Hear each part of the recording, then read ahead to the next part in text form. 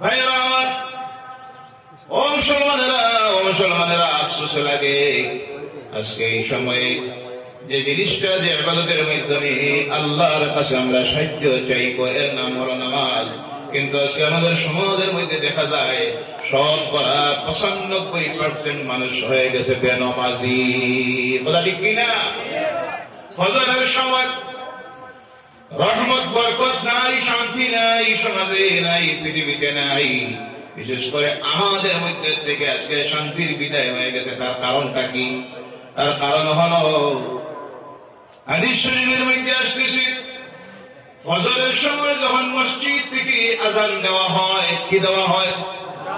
আযান যখন দেওয়া হয়, আল্লাহর পক্ষ থেকে তখন রহমত বর্ষিত হওয়া শুরু করে। এই সময় যে ঘরের দরজা বন্ধ থাকে, জানালা বন্ধ থাকে, যেই ঘরের মানুষ ঘুম থেকে উঠে না, সেই ঘরে, সেই বাড়িতে আল্লাহর রহমত কখনো বর্ষিত হয়? সেই ঘরে, সেই বাড়িতে আল্লাহর পক্ষ থেকে, তার সৃষ্টির মাখলুক থেকে, ফেরেশতাদের পক্ষ থেকে লানত দেওয়া হয়। কি দেওয়া হয়? এই জন্য দেখবেন অনেক সময় মসজিদের ইমাম সাহেব বেতন হয়ে যায় নাউযুবিল্লাহি মিন যালিক, নাউযুবিল্লাহ, নাউযুবিল্লাহ। ইয়া আমি কই 7-8,000 কইবা, 7-8,000 10,000 কইলেও তো নাউযুবিল্লাহ, কেন আলহামদুলিল্লাহ নাই? নাউযুবিল্লাহি মিন। গত পরশুদিন বলেছিলাম যে মক্কাতুল মুকাররমা সাধারণত এই গলিগলিতে যে মসজিদগুলি থাকে, বড় মসজিদ না, গলিগলিতে যে মসজিদগুলি থাকে, এখানে কোন সময় নামাজ পড়া পড়তো দুপুরে বেশি রুদ্র গরম থাকার কারণে। গত মাসে আমি ছিলাম যখন মক্কাতুল মুকাররমায়, মদিনাতুল মুনাওয়ারায়, তো জোহরের সময় পাশের গলির মসজিদে নামাজ পড়তাম। তবে ইমাম সাহেবকে জিজ্ঞাসা করলাম, ইমাম সাহেব আপনার বেতন কত? বললেন বেতন তো বেশি নাই, 15,000 টাকা। কত হাজার? তবে বেশি আমি ডিউটি করি না। বাংলাদেশে বা পাকিস্তানের অনেক মৌলানারা আছে, তাদেরকে 1,000 1,500 দেওয়া আমি নিজে রেখে দিই, তারা ডিউটি করে, মাঝে মধ্যে আমি আই। উনি যখন বললেন 15,000 রিয়াল, আমি ক্যালকুলেটর করে দেখলাম সাধারণ মসজিদের, পাঞ্জিদারা মসজিদের ইমাম সাহেবের বেতন হলো আমার দেশের টাকায় 1,95,000। এই এখানে সুবহানাল্লাহ নাই, কারণ ইমামের বেতন বেশ হয়েছে। 1,95,000 টাকা ইমাম সাহেবের বেতন। আর তাদের দেশে সবচেয়ে সম্মানিত ব্যক্তি হলেন হারামাইন শরীফের ইমাম, যারা বলেন সুবহানাল্লাহ। আর আমাদের সমাজের সবচেয়ে লাঞ্ছিত যিনি, বঞ্চিত, তিনি হলেন মসজিদের ইমাম। নাউযুবিল্লাহ বলেন। 3,000 টাকা যদি সময় কম, আপনার ইমামের যদি বেতন হয় রোজ কয় টাকা? হিসাবও জানেন না আপনারা? 100। কত? নাউযুবিল্লাহি মিন যালিক। এই লোকটা 100 টাকা নিয়ে বিকালে মার্কেটিং এ কি করবে? জি, ইনসাফ করুন, ইনসাফ করুন, ইনসাফ হারাবেন না। আমরা এক জায়গায় গিয়ে ইনসাফ হারাই, যে জায়গাটা হলো সবচেয়ে বেশি অভাব দেখা যায় ইমামের বেতন দিতে গিয়ে। কি দিতে গিয়া? ইমাম সাহেবের বেতন দিতে গিয়ে। মসজিদের সেক্রেটারি সাহেব ইমাম সাহেবের কাছে গিয়ে আবার শুক্রবার, ইমাম সাহেব আমার ছেলেটার জন্য দোয়া করবা, আজকে ইন্টারভিউ দিতেছে, এই জন্য একটা চাকরি হয়। ইমাম সাহেব জুমার নামাজের পরে দোয়া দিলেন, আল্লাহ সেক্রেটারি সাহেবের ছেলে যেন ইন্টারভিউ পরীক্ষায় পাশ করে এবং তার বেতনটা যেন আমার সমান হয়। আসলেন কেন? দোয়া করছেন, অপেক্ষা করতেছেন, নমস্কার, খালি সালামটা ফিরাও, এরপরে দেখা যায়। সালাম ফিরানি বলে জিজ্ঞাসা করে, ইমাম সাহেব আল্লাহকে বললাম, কইলা তুমি দোয়া তো করছি, চাকরি হইতো, পাশ করতো, বেতন পাইতো, বেতন তোমার সমান কেন? বলে হয়েছি, কি অসুবিধা? আপনার বেতন হইল 10,000, 10,000 কি কোনো মানুষ চলে? কমপক্ষে 50,000-এর দরকার। ইমাম সাহেব বললেন, আমার যদি চলে, তার চলতো না কেন? বললো, আপনাদের এটা আল্লাহ বরকত দেয়। তিনি বললেন, ইমামের বেতনে শুধু বরকত, আর তোমার বেতন নিয়ে বলছো। আমরা তো বরকত দেখি এক জায়গায়, ইমাম সাহেবের টাকার পকেটে বরকত। 10,000 দিলা আপনি, ইমাম সাহেব বাড়ির তুই আগে বনিয়া দেখবেন 10-20 হয়ে গেছে। এটা সিস্টেম আছে? তাহলে কোন যুক্তিতে বলেন আপনার এটা বরকত আছে, তোমার এটা কোনটা?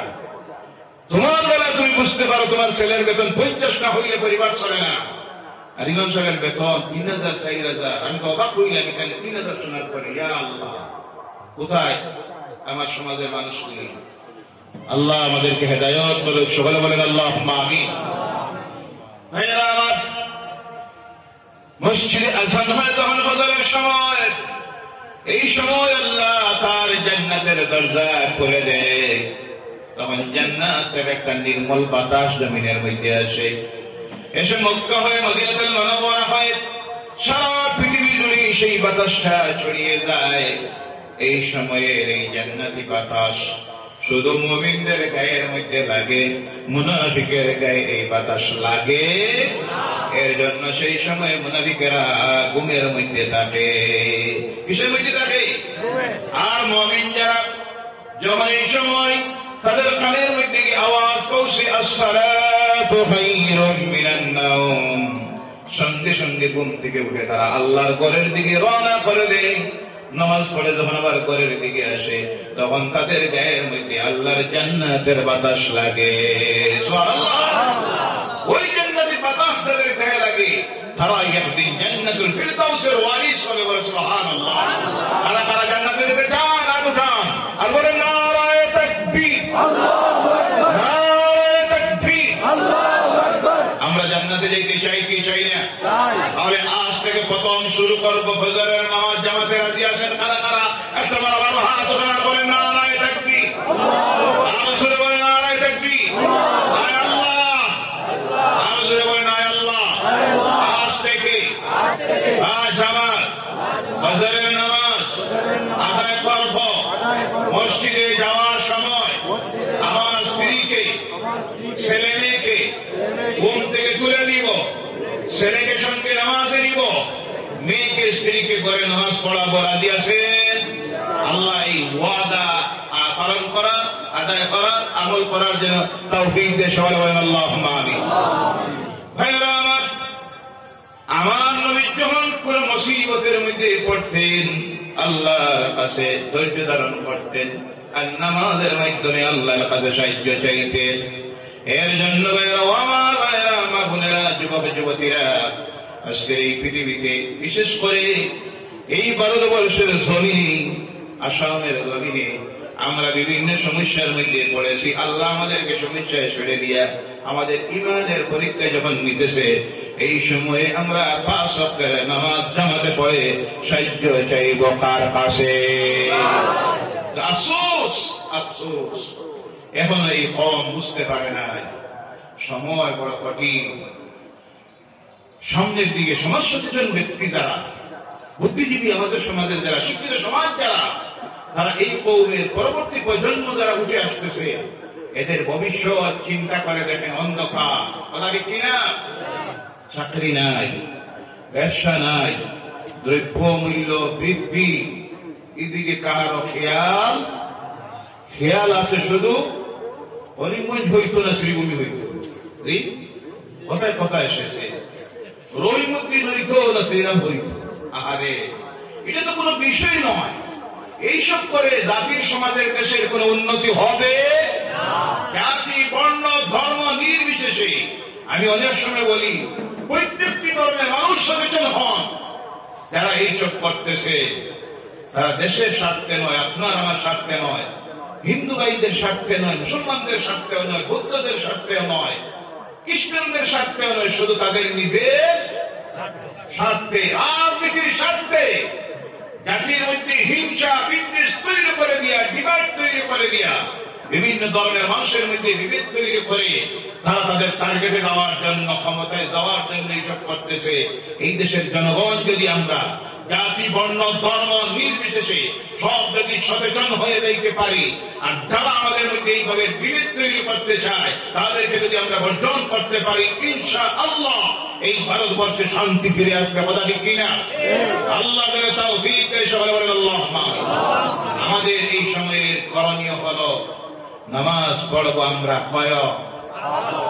আমার নবী রওনা করেছেন প্রথম ইসলামের প্রথম যুদ্ধ, বদরের যুদ্ধ, 18ই রমজান। কোন মুফাসসিরিন কিরাম লিখতেছেন 17ই রমজান। বিরাট সৈন্যবাহিনী 1000 সুসজ্জিত বাহিনী রওনা করেছে। আল্লাহ রাসূল যখন খবর পেলেন, রওনা করেন, ডাক দিলেন সাহাবায়ে কেরামদেরকে, 313 জনের বাহিনী। কতজন? 313 জনের বাহিনী। হাতে কোনো অস্ত্র নাই, মাথায় একটা টুপি দিবেন, হেলমেট দিবেন, তাও নাই। পায়ে জুতা দিবেন, কাহারও এমন ব্যবস্থা নাই। অনেকের পেটে খাবার নাই। প্রথম সেই বছর রমজানের রোজা আল্লাহ ফরজ করেছেন, এর আগে তারা রোজাও রাখেন নাই। রোজা রাখলে কেমন কষ্ট হয় তাও তাদের জানা নাই। রওনা করেছেন আল্লাহ হাবিবের সঙ্গে, বদরের প্রান্তে গিয়ে হাজির হয়ে গেলেন। যাওয়ার পরে যে প্রান্তের দিকে তারা পড়েছেন, সে জায়গাটা দুদূর বালুকা রাশি, গুড়া দৌড়াইতে পারে না। যে 1-2টা গুড়া আছে, উঠাতে সঙ্গে দৌড়াইতে গিয়ে পা ঢুকে যায়। পানি নাই, খাবারের পানি সঙ্গে জানিয়েছিলেন, তা শেষ হয়ে গেছে। ওযুর পানি নেই, গোসলের পানি নেই, খাবারের পানি নেই। তারা আগে এসেছে যে জায়গাটার বালিকোনা শক্ত, সেদিকে তাবু গেড়েছে। সুসজ্জিত 1000-এর বাহিনী সঙ্গে তারা নর্তকীদেরকে এনেছে যুদ্ধের ময়দানে উৎসাহিত করে দেওয়ার জন্য। গান গায়ে গায়ে যুদ্ধের ময়দানে উৎসাহিত করবে। আমার নবী ময়দানে পৌঁছে আবু বকর রাদিয়াল্লাহু তাআলা আনহুকে বললেন, আবু বকর, আমার জন্য একটা তাবু তৈরি করো। একটা তাবু তৈরি করা হলো। সেই তাবুর ভিতরে গিয়ে আমার নবী ঢুকেছেন। হাদিস শুনাইতেছি, বুখারী শরীফের হাদিসের মধ্যে আসতেছি। আবু বকর রাদিয়াল্লাহু তাআলা বলেন, আমি দেখি আল্লাহর হাবিব তাবুর ভিতরে গিয়ে ঢুকে নামাজের মধ্যে দাঁড়াইয়া গেছেন। সুবহানাল্লাহ। নামাজে দাঁড়িয়ে গেছেন। নামাজের সিজদার মধ্যে যখন গিয়েছেন, সিজদার অবস্থায় আল্লাহর কাছে কান্না শুরু করেছেন। এমন ভাবে কান্দিতেছেন, আমি তাবুর বাইরে দাঁড়িয়ে আছি। বাইরের থেকে আওয়াজ শোনা যায়, কোন কিছু রান্না করলে পরে যখন উঠরায় হান্ডিতে যে আওয়াজটা করে, সাউন্ডটা করে, আমি শুনি আমার নবীর কলিজা যেন ফেটে যাইতেছে। আল্লাহর দরবারে সিজদায় পড়ে কান্দিতেছে। আমরা কান্দিব কার কাছে? সিজদায় পড়ে। কোন সময়?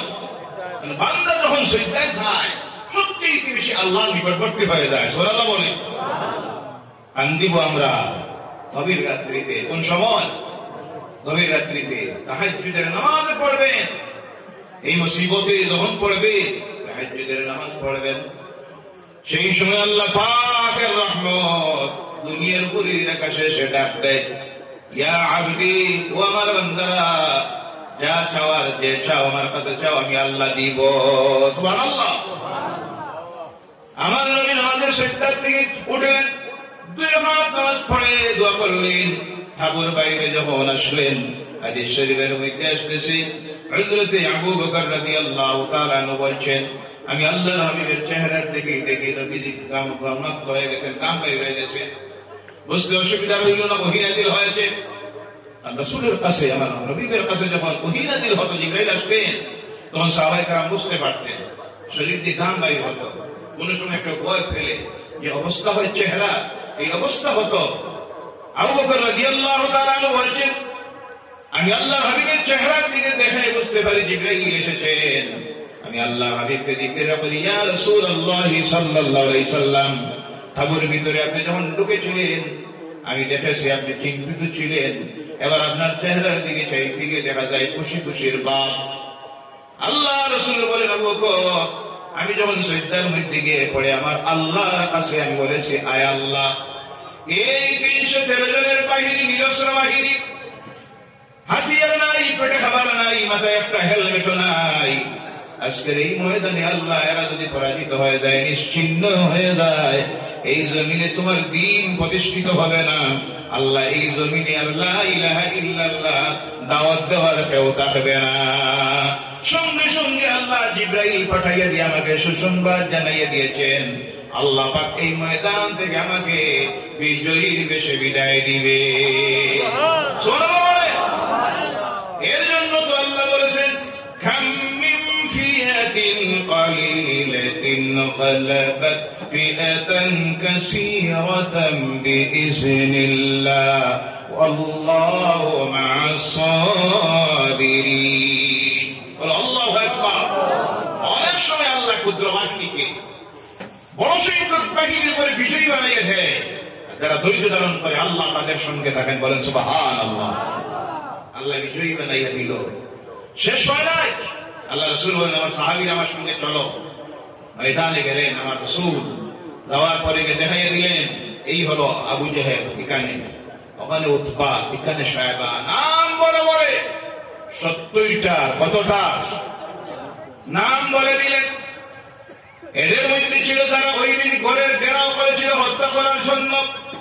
সবচেয়ে বেশি যতটাই তারা যন্ত্রণা দিয়েছিল মুক্তার জীবনে, প্রত্যেকটার নাম বলে বলে দিলেন, জায়গা নির্ধারিত করে দিলেন। এবার যুদ্ধ আরম্ভ হলো।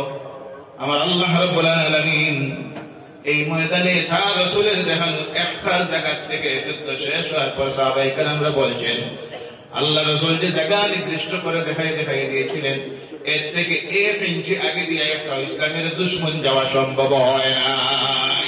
সুবহানাল্লাহ বলেন না? এই আল্লাহ এমন আসেন না নাই? আওয়াজ করে বলেন এই আল্লাহ আসেন না নাই? এখানে গেলাম, যাওয়ার পরে দেখি ওখানে একটা পাহাড়। ড্রাইভার বাংলাদেশি বলল, হুজুর এটাই হলো জাবালুল মালাইকা, ফেরেশতাদের পাহাড়। কার পাহাড়? ফেরেশতার পাহাড়। আমার মনে তখন পড়লো হাদিসের মধ্যে যে এসেছে, আল্লাহ সেই যুদ্ধের ময়দানে তার রাসূলের সাহায্যের জন্য প্রথমে 2000, কয় হাজার? কথা বলবেন, কয় হাজার? ক্রমান্বয়ে 5000 চলে বলেন ফেরেশতা নামাইয়া ছিল। যুদ্ধের ময়দানে সাহাবায়ে কেরাম যুদ্ধ শেষ হওয়ার পর আল্লাহ রাসূলের কাছে বলেন, ইয়া রাসূলুল্লাহ সাল্লাল্লাহু আলাইহি সাল্লাম, ময়দানে কোন সময় দেখা যায় এক একটাকে আমরা তাড়া করেছি তরবারি নিয়ে, হঠাৎ আমার সামনে দেখি আমি তরবারি চালানির আগে খার আঘাতে তার দেহ থেকে কল্লা আলাদা হয়ে গেছে। সুবহানাল্লাহ। আল্লাহ রাসূল বলেন, আমার সাহাবীরা এরা আল্লাহর ফেরেশতার তরবারির আঘাতে জমিন থেকে চলে গেছে। আল্লাহ এই ময়দানে তোমাদের সাহায্যের জন্য ক্রমান্বয়ে নামাইয়া দিয়েছিল 5000 ফেরেশতা। সুবহানাল্লাহ। এই ফেরেশতা এখনো আছে না নাই? আল্লাহ আছে না মারা গেছে? ক্ষমতা নাই? ক্ষমতা আছে না নাই? সেই আল্লাহ আছে। আমার নবীও আছেন না নাই? না মারা গেছে? কবরে মাটি না জিন্দা? আওয়াজ করে বলেন, মরা না জিন্দা? নবীও জিন্দা, আল্লাহ আছে, কোরআন আছে, সব আছে, কিন্তু নাই সেই মুসলমান, সেই মুমিন, সেই তাকওয়া, সেই আল্লাহর ভয় অন্তরে নাই হওয়ার কারণে আজকে আমাদের এই অবস্থা। ও আমার ভাইয়েরা মুসলমানেরা, এই সময়ে আমার রাসূল নামাজ পড়লেন 2 রাকাত। কয় রাকাত? নামাজ পড়ে আল্লাহর কাছে যখন চাইতে চেয়েছেন, আল্লাহ ওয়াদা দিয়েছে, আপনাকে বিজয়ী করে এই ময়দান থেকে আমি আল্লাহ বিদায় দিব। বলেন সুবহানাল্লাহ। আকাশে চন্দ্রগ্রহণ লেগে গেছে। আমার নবী মসজিদে ঢুকে যাইতেন, 2 রাকাত নামাজ পড়তেন। সুবহানাল্লাহ। সূর্যগ্রহণ ধরেছে, মসজিদে ঢুকে দেখেন, দৌড়ে মায়েশা বলছেন, নামাজে দাঁড়িয়ে দেখেন 2 রাকাত নামাজ পড়তেন। বিরাট আলো করেছে, বিদ্যুৎ চমকাচ্ছে, ঝড় তুফান আসবে, বোঝা যাচ্ছে আমার নবী তাড়াতাড়ি মসজিদে ঢুকে 2 রাকাত নামাজ পড়তেন। সুবহানাল্লাহ। এর জন্য আমার ভাইরা ধৈর্য ধারণ করতে হবে। আল্লাহ পাকের হাবিব সাল্লাল্লাহু আলাইহি সাল্লাম বলেন, আল্লাহ পাক যখন কোন মুমিন মুসলমানদেরকে পরীক্ষার মধ্যে ছাড়ে, বিপদের মধ্যে ছাড়ে, শারীরিক অসুবিধায়, মানসিক অসুবিধায়, আর্থিক অসুবিধায়, অসুস্থতা দেয়, এই সময় যদি সে ধৈর্য ধারণ করে, আল্লাহ পাক তখন তার ধৈর্য ধারণ ক্ষমতাটাকে আল্লাহ বাড়াইয়া দেয়। শুধু তা নয়, এই মুসিবতে বিপদে যখন পড়লো, ছেলে মারা গেছে, হঠাৎ ছেলে মারা গেছে, হঠাৎ করে স্ত্রী মারা গেছে, তারপরে লস মারছে, লক্ষ লক্ষ টাকা লস মারছে, ক্ষতিগ্রস্তের মধ্যে আপনি পড়ে গেছেন। যখনই মুসিবতে পড়বেন, আল্লাহ রাসূল বলেন, তখন তুমি ধৈর্য ধারণ করো। ধৈর্য ধারণ করে যদি থাকতে পারো, আল্লাহ তোমার জীবনের গুনাহগুলি মাফ করে দিবে। রাস্তা দিয়ে হাঁটতেছে, হাঁটতে আসতেছে, পায়ে একটা কাঁটা ঢুকে গেছে, গোসা ঢুকে গেছে, তখন তুমি ধৈর্য ধারণ যদি করতে পারো, ওই গোসা ঢুকলে কষ্ট আসে না নাই? তখন যদি ধৈর্য ধারণ করো, আল্লাহ পাক সঙ্গে সঙ্গে তোমার জীবনের গুনাহগুলি মাফ করে দিবে। এর জন্য আল্লাহ বলছেন, ওই মুসিবতের মধ্যে যখন পড়বা, আল্লাহ পাক 155 নম্বর আয়াতের মধ্যে বলতেছেন, ওয়াবাশশিরিস সাবিরিনাল্লাযীনা ইযা আসাবাতুহুম মুসিবা। পড়ুন আমার সঙ্গে, ক্বালু ইন্না লিল্লাহি ওয়া ইন্না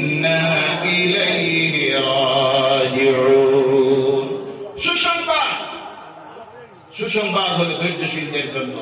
তারা যখন মুসিবতে পড়ে, বিপদে পড়ে, তখন তারা শুধু একটা কথা কয়। কয়টা কথা? আমরা সব আল্লাহর পক্ষ থেকে এসেছি, আর আমরা সব ফিরে যেতে হবে কার কাছে? আমরা সব ফিরে দেব আল্লাহর কাছে। এর জন্য যখন যে মুসিবতের মধ্যে পড়বেন, ছেলে মারা গেছে, হঠাৎ করে কান নেবেন না, চোখ দিয়ে পানি ছাড়বেন, আওয়াজ করে কান দিবেন না, আল্লাহ আমার ছেলেটা নিয়ে গেলেন। যখন যে মুসিবতের মধ্যে পড়বেন, তখন শুধু পড়বেন ইন্না লিল্লাহি ওয়া ইন্না ইলাইহি রাজিউন। আমরা তো মনে মনে ভাবি এটা শুধু মারা গেলে, মারা গেলে শুধু পড়া লাগে। আমরা ভাবি না, ওই যে লাইটের নিচে বসে আছে, এমন লাইট নিভে গেল, কি পড়বেন? ইন্না লিল্লাহি ওয়া ইন্না ইলাইহি রাজিউন। রাস্তাতে হাঁটতেছেন, হঠাৎ পাটা স্লিপ করেছে, কি পড়বেন? এটা তো মুসিবত। ইন্না লিল্লাহি ওয়া ইন্না ইলাইহি রাজিউন। মুসিবতে পড়ে আল্লাহর কোন বান্দা যখন এই দুআটা পড়ে, আল্লাহ রাসূল বলছেন সঙ্গে সঙ্গে আল্লাহ পাক তার মুসিবতটাকে দূর করে দেয়। অহং করার ক্ষমতা আল্লাহ তখন তারে দিয়ে দেয়। সুবহানাল্লাহ বলেন। এর জন্য আমার ভাইরা, দুইটা কাজ আমাদের করতে হবে। এই দুইটা আয়াতের সংক্ষিপ্ত আলোচনা থেকে আমরা শিখলাম আল্লাহ আমাদের পরীক্ষা নিবেন। আজকে আমাদের পরীক্ষা চলতেছে। বিশ্ব মুসলমান, বিশেষ করে ভারতের মুসলমানের ইমানের পরীক্ষা চলতেছে। কিসের পরীক্ষা? ইমানের পরীক্ষা চলতেছে। এই সময় যদি ধৈর্য ধারণ করতে পারি, সুসংবাদ আল্লাহ আমাদেরকে দিতেছেন। বলেন সুবহানাল্লাহ। আর এই সময় আমরা সাহায্য চাইব কার? আরো জোরে বলেন কার? কয়টা কাজ করে? দুইটা। কয়টা? একটা হলো ধৈর্য ধারণ করব। ধৈর্য ধারণ করবেন, রাগ করবেন না, বিরোধ করবেন না, ধৈর্য ধারণ করবেন। আর নামাজ পড়ে, কি করে? কয় ওয়াক্তে? আবার বলেন কয় ওয়াক্তে? অবশ্যই আল্লাহর রাস্তা বুঝে রাখি। ও আমার ভাইরা মুসলমানেরা, 5 ওয়াক্তের নামাজি হয়ে যান, 5 ওয়াক্তের নামাজি হয়ে যান, মুত্তাকি হয়ে যান। আল্লাহর নাফরমানির কাজগুলি ছেড়ে দেন, মদ ছেড়ে দেন, সুদ ছেড়ে দেন, ঘুষ ছেড়ে দেন, মিথ্যা ছেড়ে দেন, পরনিন্দা ছেড়ে দেন, আইন ঠেলাঠেলি ছেড়ে দেন, ওজনে কম দেওয়া ছেড়ে দেন, খাইতে ভেজাল দেওয়া ছেড়ে দেন, পরনিন্দা সুগরি সব ছেড়ে দিয়া আল্লাহর নির্দেশ অনুযায়ী এই দুনিয়ার জীবনটা পরিচালিত করুন। আর এই যে সব মুসিবত আসতেছে, ওই মুসিবতে ধৈর্য ধারণ করে 5 ওয়াক্তের নামাজ পড়ে, সম্ভব হয় তাহাজ্জুদের নামাজ পড়ে আমরা যেন জমাতে আল্লাহর কাছে দোয়া করি। কার কাছে? মনোবল হারাবেন না, ভীত হবেন না, নিরাশ হবেন না। আমার আল্লাহ এর জন্য বলছেন ওয়ালা তাহিনু ওয়ালা তাহজানু ওয়া আনতুমুল আ'লাউনা ইন কুনতুম মুমিনিন। জোরে আল্লাহু আকবার। নিরাশ হও না, ভয়ের মধ্যে পড়িও না, মনের মধ্যে ভয় আনিও না, নিরাশ হও না। উহুদের ময়দান থেকে যখন আল্লাহ রাসূলের সাহাবীরা আক্রান্ত হলেন, 70 জন বিশিষ্ট সাহাবী শহীদ হয়ে গেলেন। সাহাবায়ে কেরামের মনের মধ্যে একটু মনোবল দুর্বল হয়ে গেল, এইভাবে যদি আমরা মরতে থাকি তাহলে তো ইসলাম শেষ হয়ে যাবে। আল্লাহ আয়াত নাযিল করে দিলেন, নিরাশ হইও না, মনোবল হারাইও না, মনের মধ্যে ভয় আনিও না, বিজয় তোমাদেরই আসবে। এই কুনতুম মুমিনিন, তোমরা যদি মুমিন হয়ে যাইতে পারো। সুবহানাল্লাহ। এই সময় আমাদের জন্য কর্তব্য হলো আমরা মুমিন হব। মুমিন হইতে হইলে নামাজ পড়া লাগবে না? কয়? আমার বলেন কয়? 5টা ওয়াক্তের নামাজ যদি আমরা হয়ে যাইতে পারি, আল্লাহর নাফরমানির সকল প্রকারের কাজ ছেড়ে দিয়া অন্তরে যদি আল্লাহর ভয় নিয়ে আসতে পারি, আল্লাহ বলছেন বিজয় তোমাদেরই আসবে। যে বিজয় এসেছিল বদরে, কোন জায়গায়? বদরে যে বিজয় এসেছিল সেই বিজয় আসবে।